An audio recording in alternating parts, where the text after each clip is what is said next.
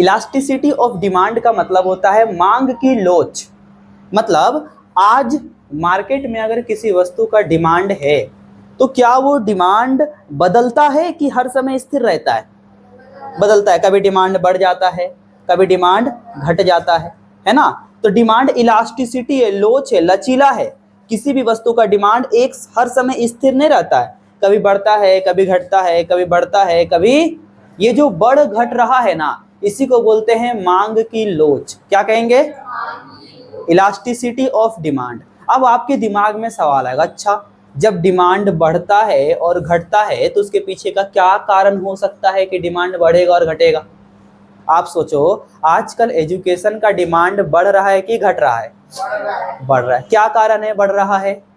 क्योंकि लोगों का इनकम भी बढ़ रहा है, जिसकी वजह से वो बच्चों को पढ़ा पाते हैं, है ना। लोगों के लाइफ स्टाइल भी बढ़ रहा है, जिसके कारण वो अपने बच्चों को पढ़ाते हैं। पहले के ज़माने में क्या होता था, पैसा ही नहीं कमा पाते हैं ठीक ठाक, कैसे बच्चा को पढ़ाएं? तो क्या आज के समय में एजुकेशन का डिमांड है? डिमांड है, क्योंकि लोगों का इनकम बढ़ रहा है और लोगों का सोच भी बदल रहा है ना, कि बच्चों को नहीं पढ़ाएंगे तो नहीं चलेगा, एटलीस्ट एजुकेशन मिलना चाहिए कि नहीं मिलना चाहिए, तो उसके वजह से डिमांड है। अब हम लोग क्या देखते हैं, किसी भी वस्तु का डिमांड कब होता है? जब उसके कीमत में लोच होती है ना, जब उसका कीमत बढ़ता है या घटता है, तब डिमांड बढ़ता है या घटता है। सोचो, अगर किसी वस्तु का कीमत बढ़ गया, डिमांड घट गया, किसी वस्तु का कीमत घट गया, डिमांड बढ़ गया, तो क्या कीमत में परिवर्तन होने से उसका डिमांड में परिवर्तन नहीं होगा? होगा। तुम ही सोचो ना, दुर्गा पूजा के समय में जो कपड़ा लेने जाते हो उसका कीमत घटा दिया जाता है सेल्स में लगा के, क्या डिमांड बढ़ता है?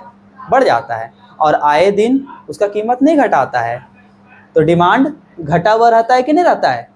आपको पता चलेगा मार्केट में, अभी देखो सेल्स में जूता बिक रहा है, भले आपके पास होगा या चोरी कर लिया होगा, फिर भी आप जाएंगे तुरंत 2 जोड़ा 3 जोड़ा जूता खरीद ले आएंगे, समझे कि नहीं। कपड़ा बिक रहा है सेल्स में, तुरंत चल जाएंगे कपड़ा खरीदने।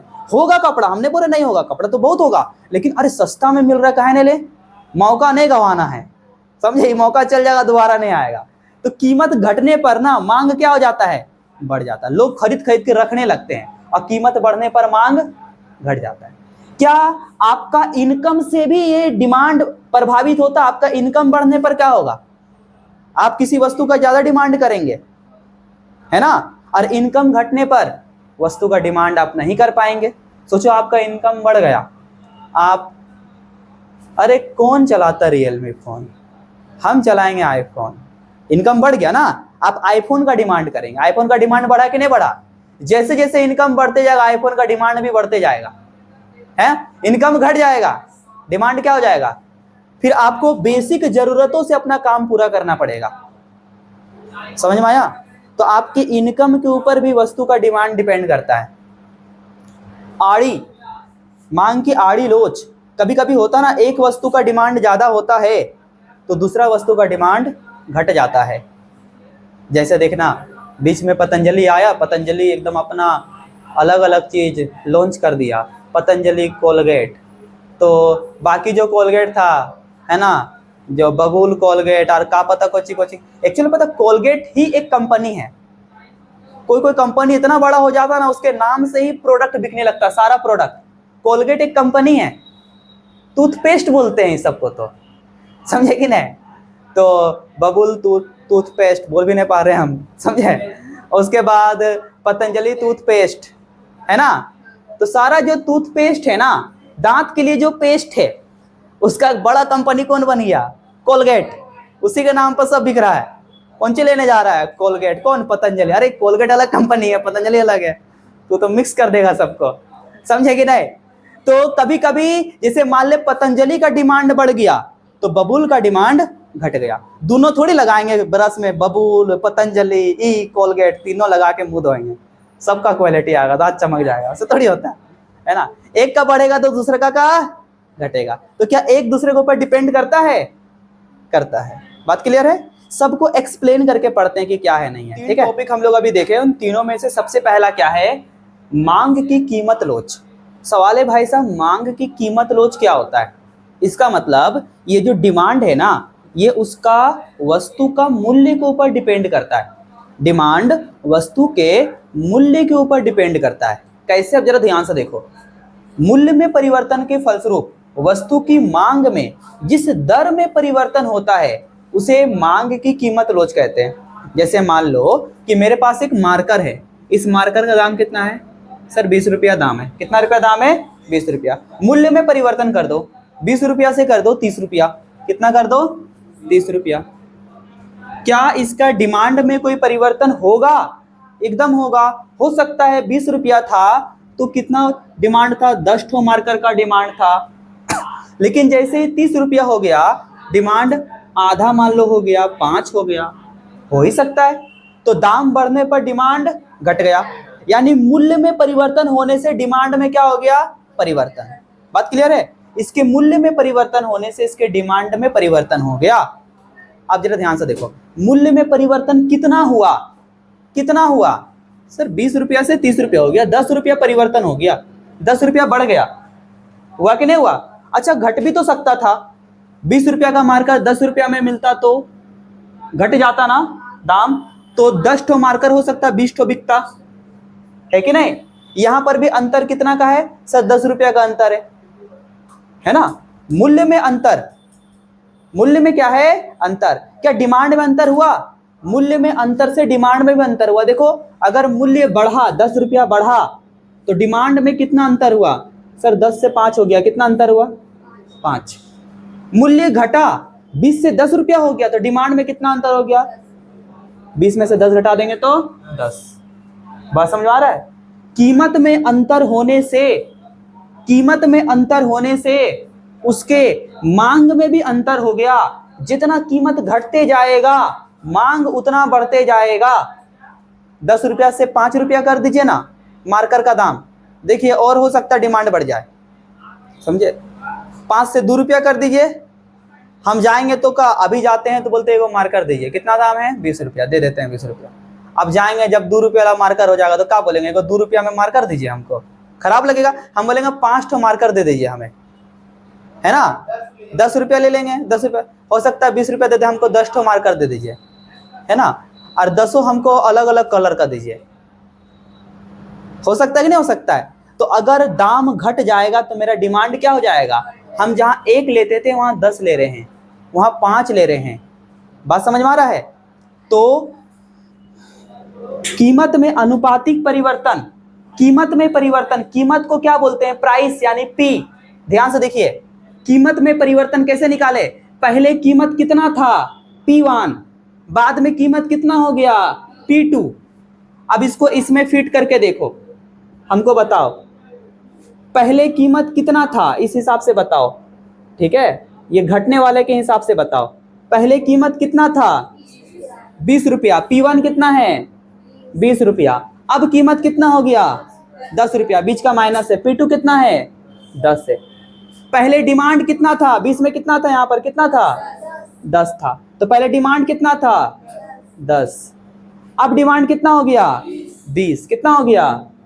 20, है ना? तो 10 में से 20 जाएगा तो -10 हो जाएगा।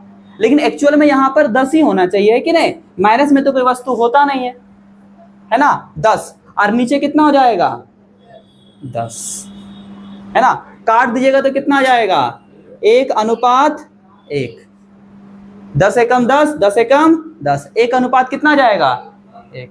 1/1 आ जाएगा, नहीं आ जाएगा? ऊपर 1 नीचे 1, बटा को अनुपात में लिख सकते हैं 1:1, है ना? यानी अनुपातिक परिवर्तन है। इसको बढ़ाते जाइएगा या इसको और घटाते जाइएगा तो ये और क्या होते जाएगा? बढ़ते जाएगा, ठीक है? अगर ध्यान से समझा जाए, कीमत में जितना परिवर्तन होगा मांग में भी उतना परिवर्तन होगा। कीमत जितना ज्यादा से कम होते जाएगा, मांग उतना कम से क्या होते जाएगा? ज्यादा होते जाएगा। तो हमको बताइए, मांग और कीमत में कैसा संबंध है? सरल की विलोम? विलोम अनुपात। एक बढ़ेगा तो दूसरा का, और एक घटेगा तो दूसरा का बढ़ेगा, विलोम संबंध है। अच्छा, ये जो कीमत के हिसाब से हम लोग मांग का परिवर्तन देख रहे हैं ना, ये 5 तरह का हो जाएगा। कितने तरह का? पूर्णतया लोच मांग, अत्यधिक लोच मांग, लोचदार मांग, बेलोचदार मांग और पूर्णतया बेलोचदार मांग। इन 5 को हम लोग अब क्या करने वाले हैं? डिटेल से पढ़ने वाले हैं। ठीक है। पूर्णतया लोचदार मांग मतलब कि पूरी तरह से ये इलास्टिक है डिमांड।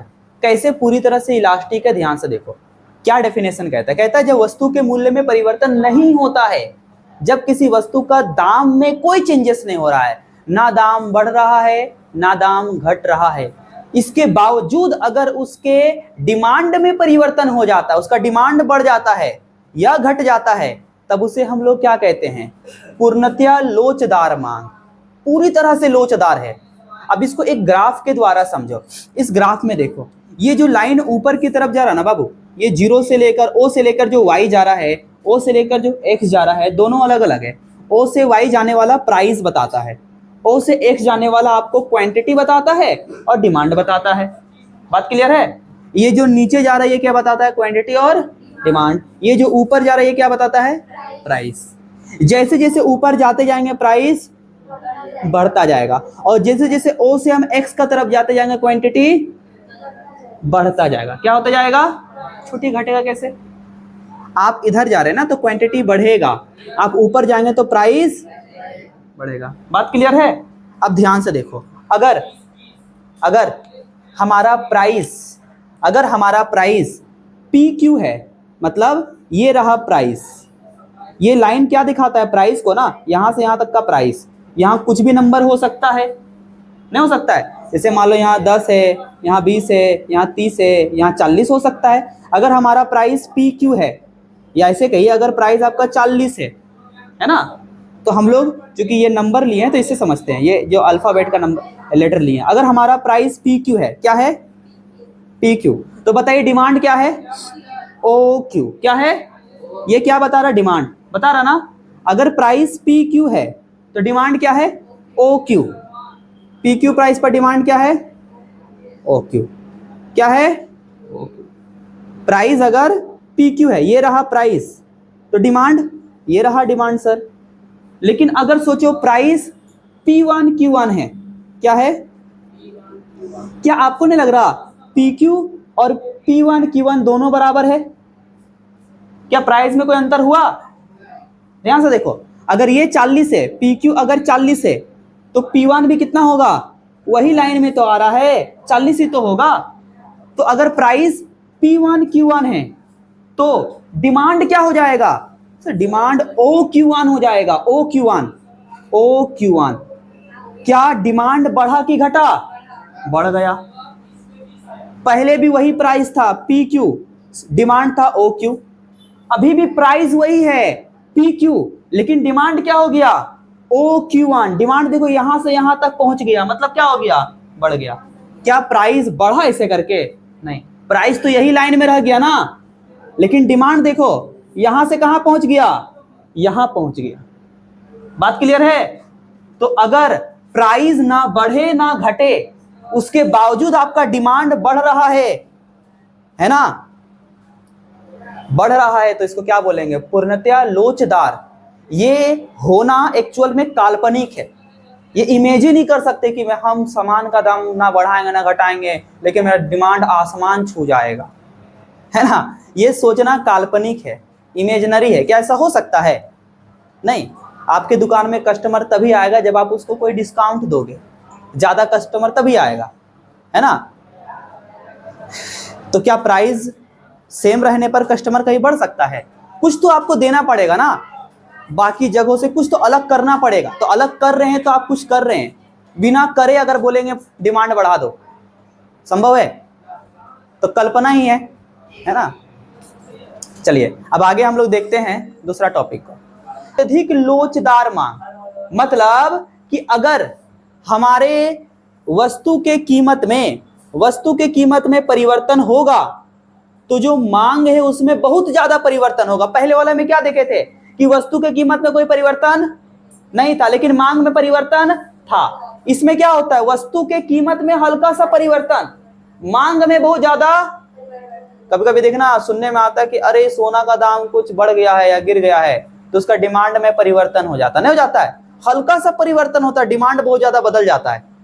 वस्तु के कीमत में हल्का सा परिवर्तन, डिमांड बहुत ज्यादा बढ़ जाता है या घट जाता है। कोई शेयर मार्केट में पैसा लगाता होगा, जैसे शेयर गिरता होगा या बढ़ता होगा तो उसका डिमांड भी बढ़ जाता होगा या हल्का सा ही बढ़ेगा या घटेगा तो डिमांड बढ़ और घट जाता है, होता है कि नहीं होता है। तो यहां पर इस ग्राफ से समझो, अगर किसी वस्तु का कीमत P है, क्या है, किसी वस्तु का कीमत P है तो उसका डिमांड क्या है, Q है। कीमत P है ना, P, डिमांड क्या है, Q। कौन सा Q, OQ, क्या है, OQ। बात क्लियर है। कीमत अगर P है तो डिमांड क्या है, OQ, क्लियर है। लेकिन अगर कीमत P1 है, क्या है, तो डिमांड क्या है, OQ1, क्या है। इसको समझो, अगर कीमत P है तो डिमांड OQ है यहां तक, लेकिन कीमत को हल्का सा घटा दो, हल्का सा घटा दो, यहां से यहां तक घटा दिया, हल्का सा घटा दिए, डिमांड देखो कितना बढ़ गया, यहां से यहां तक का बढ़ गया, डिमांड बहुत ज्यादा क्या हो गया, बढ़ गया। ध्यान से देखो, कीमत P है, डिमांड क्या है, OQ, लेकिन कीमत को हल्का सा घटा दिए, P से क्या कर दिए, PQ, तो डिमांड क्या हो गया, OQ से क्या हो गया, OQ1, यहां तक हो गया।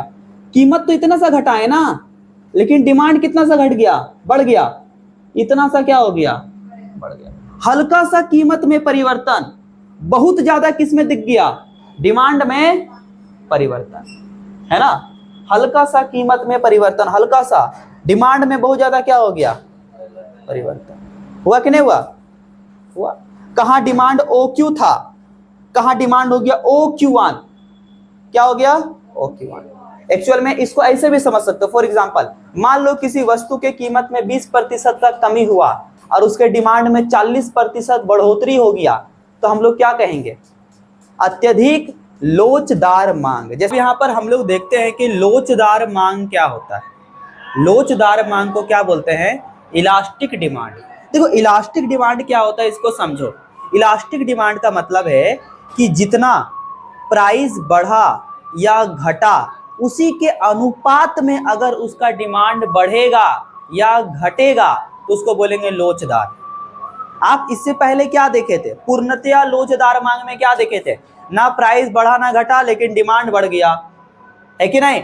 अत्यधिक में क्या देखे, प्राइस कम बढ़ा या कम घटा, डिमांड में ज्यादा फ्लेक्सिबिलिटी आया, है ना, डिमांड ज्यादा बढ़ा या घटा। और इसमें क्या देख रहे हैं, जिस हिसाब से प्राइस बढ़ेगा या घटेगा उस हिसाब से डिमांड घटेगा या बढ़ेगा। अब इसको ध्यान से इस ग्राफ के द्वारा समझो, क्या ये ग्राफ कहता है, आपको यहां पर दिख रहा है O से लेकर X तक क्या बताता है जी, क्वांटिटी, क्या बताता है, क्वांटिटी।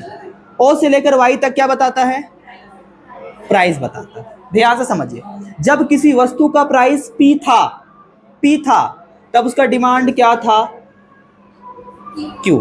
जब प्राइस OP था, OP, तो डिमांड क्या था, Q। तो यहां पर L लिख दिए, LQ, क्या था, LQ। ये बात क्लियर है।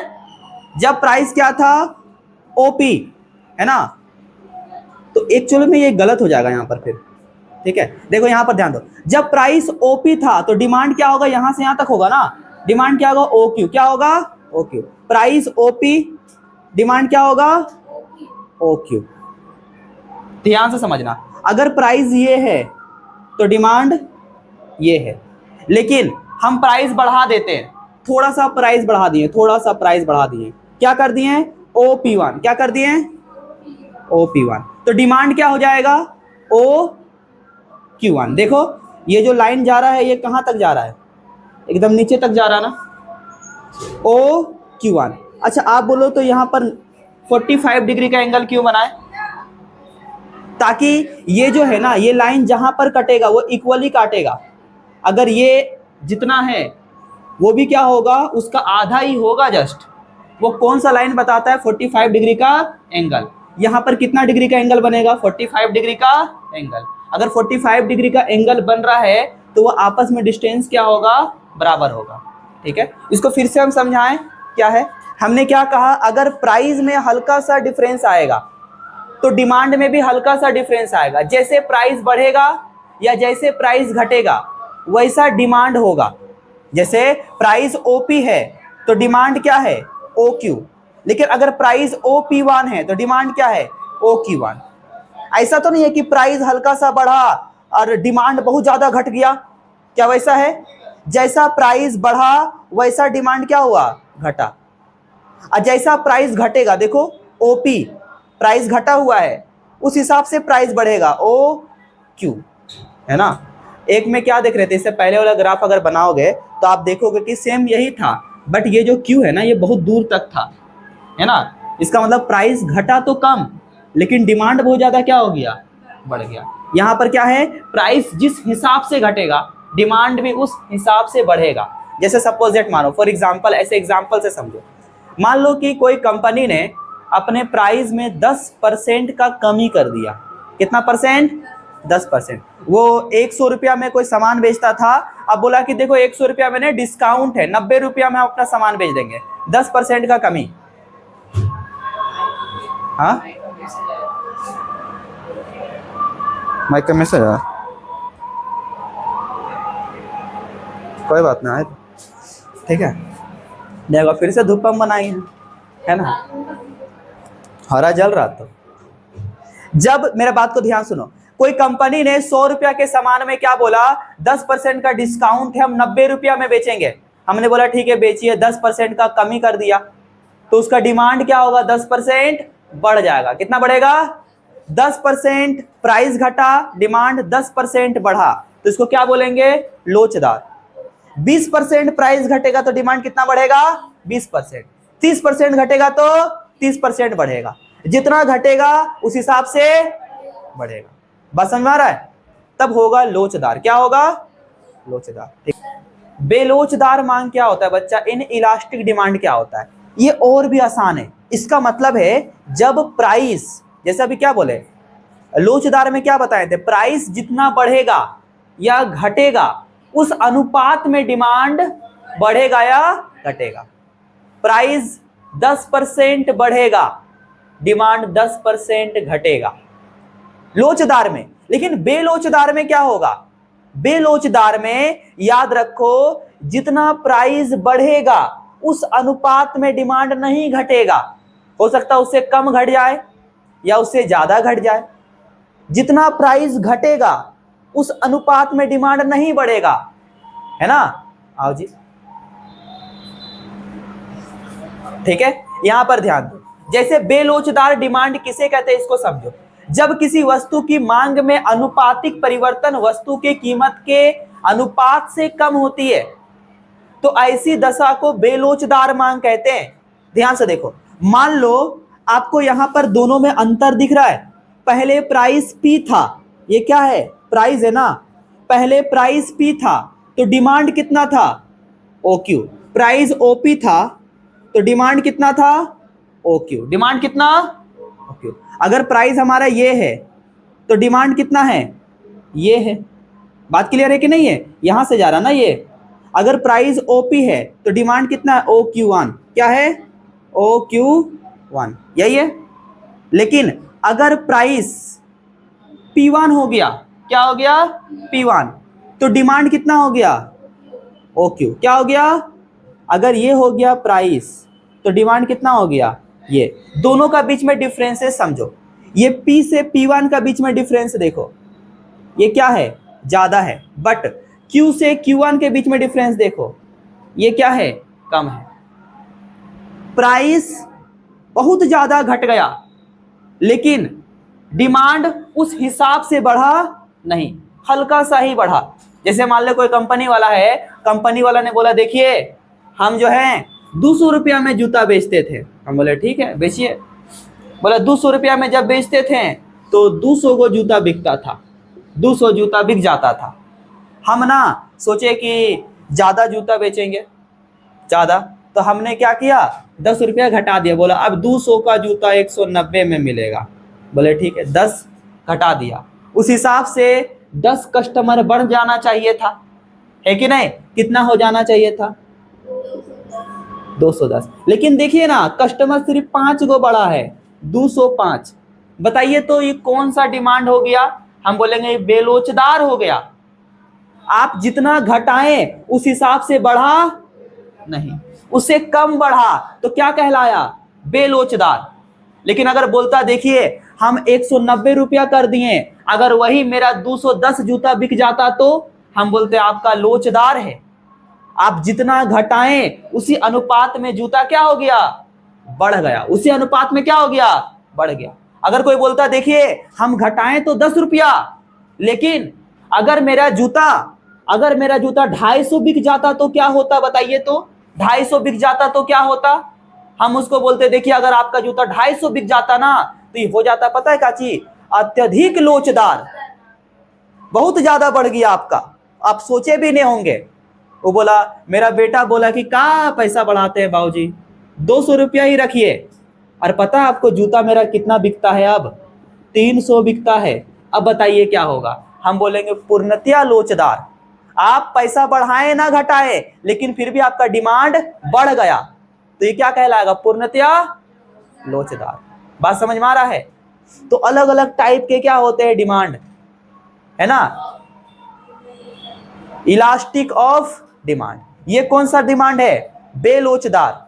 जिस हिसाब से प्राइस घटा क्या उस हिसाब से डिमांड बढ़ा, नहीं, उससे क्या बढ़ा, कम बढ़ा, उससे कम बढ़ा, तो बेलोचदार। क्लियर है। पूर्णतया बेलोचदार मांग, अगर प्राइस आप बढ़ा रहे हैं और प्राइस आप घटा रहे हैं, लेकिन आपके प्राइस बढ़ाने और घटाने से डिमांड में कोई इफेक्ट नहीं पड़ता है, तो इसको बोलेंगे बेलोचदार मांग। क्या बोलेंगे, बेलोचदार मांग। ध्यान से देखिए, जब आपका प्राइस ओपी था तब डिमांड ओक्यू था, जब प्राइस ओपी1 हो गया डिमांड फिर भी क्या रहा, ओक्यू। क्या जब बढ़ा तो डिमांड घटा, ऐसे कुछ हुआ, ये लाइन आया नहीं। प्राइस बढ़ने के बाद भी डिमांड वही है। ध्यान से देखो, हमारा प्राइस क्या है, ओपी, यहां से यहां तक का प्राइस है, तो डिमांड क्या है, ओक्यू। क्या है, ओक्यू। लेकिन जब प्राइस ओपी1 हो गया, ओपी1, तो डिमांड क्या है, ओपी1 है, तो भी डिमांड क्या है, ओक्यू। क्या है, प्राइस हमारा बढ़ गया, ओपी से ओपी1 हो गया, क्या डिमांड में कोई फर्क पड़ा, कोई फर्क पड़ा नहीं। होता है कभी कभी, जैसे देख लेना, हम आपको एग्जांपल देते हैं। आप पूजा करने के लिए गए हो और आपको चाहिए फूल, क्या चाहिए, फूल और बेलपत्तर चाहिए, ठीक है जी, है ना। बिना फूल और बेलपत्तर का पूजा होगा, नहीं होगा। आप गए देवघर गए, बोलिए फूल दीजिए हमको, बेलपत्तर दीजिए, तो देवघर में बोला फूल बेलपत्तर का, मान ले ऐसे जब जो शिवरात्रि ने रहता है उससे पहले बोल दिया कि 10 रुपया में दे रहा है, फूल बेलपत्तर प्लास्टिक में पैक करके दे रहा आपको, आप ले लिए। लेकिन जब पूजा का समय आया फिर गए, वो दाम बढ़ा दिया, बोला 20 रुपया, 50 रुपया बोल दिया, ले, तो कहा आप नहीं लीजिएगा, फिर भी आप लीजिएगा, दाम बढ़ाया घटाए कोई फर्क, डिमांड तो उसका रहेगा, समझे कि नहीं। जाइए तोड़ लीजिए, गाछे ने कहाँ से तोड़े, आप ही तो तोड़ के लिया है सब समझे कि नहीं। तो ऐसा है। तो अगर प्राइस के बढ़ने और घटने से डिमांड में कोई इफेक्ट नहीं पड़ता है, तो इसको हम लोग क्या कहते हैं, पूर्णतया बेलोचदार मांग, पूर्णतया बेलोचदार मांग।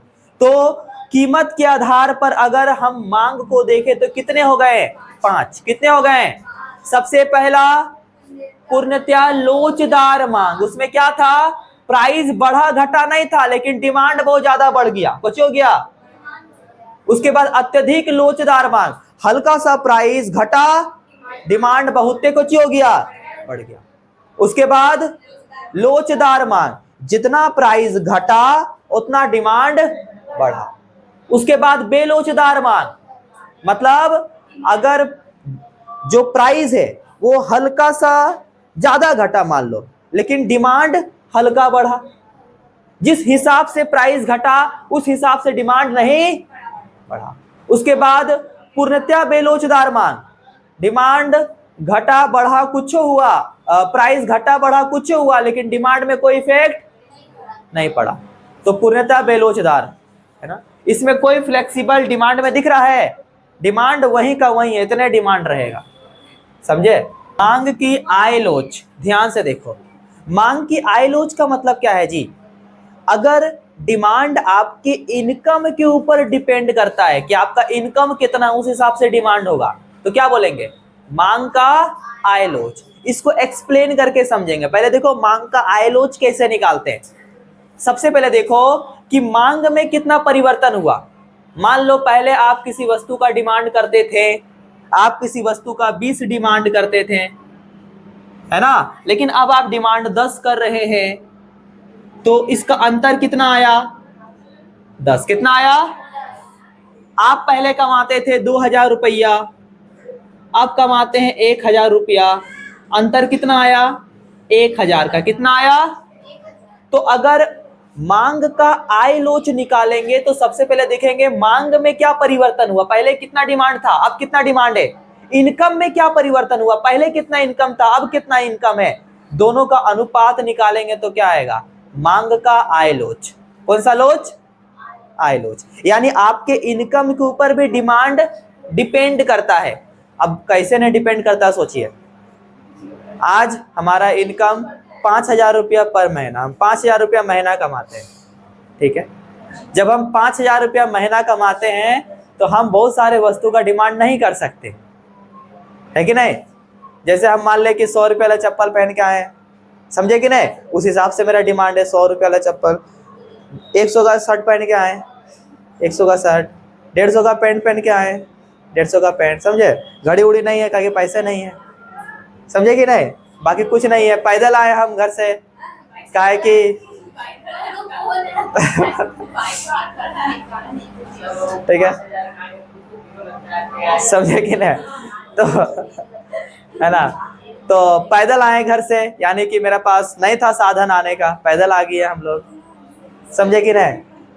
3000 का सेकेंड हैंड फोन चला रहे हैं, समझे।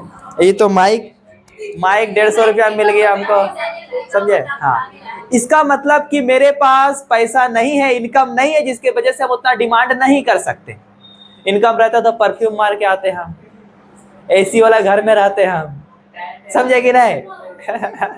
यहां पर देखो, अब अगर आपका आय, कभी कभी होता ना मांग की शून्य आय लोच, मतलब आपका इनकम कितना भी हो जाए लेकिन आपका डिमांड वही रहता है, तो क्या मांग का कोई लोच हुआ? मांग में कोई इलास्टिसिटी आया? नहीं। अभी हम 5000 कमा रहे हैं तो हम 100 रुपये वाला चप्पल पहन के आते हैं।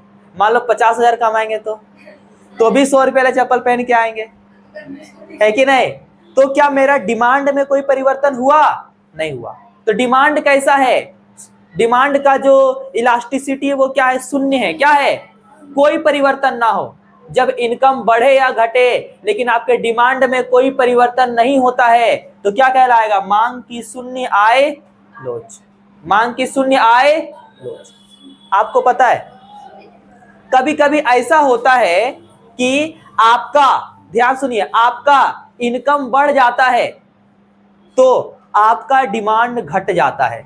अब ये तो गलत बोल रहे हैं आप, इनकम बढ़ जाएगा तो डिमांड बढ़ना चाहिए। डिमांड कैसे घट गया? इनकम बढ़ जाता है ना तो कम क्वालिटी वाला सामान का डिमांड घट जाता है।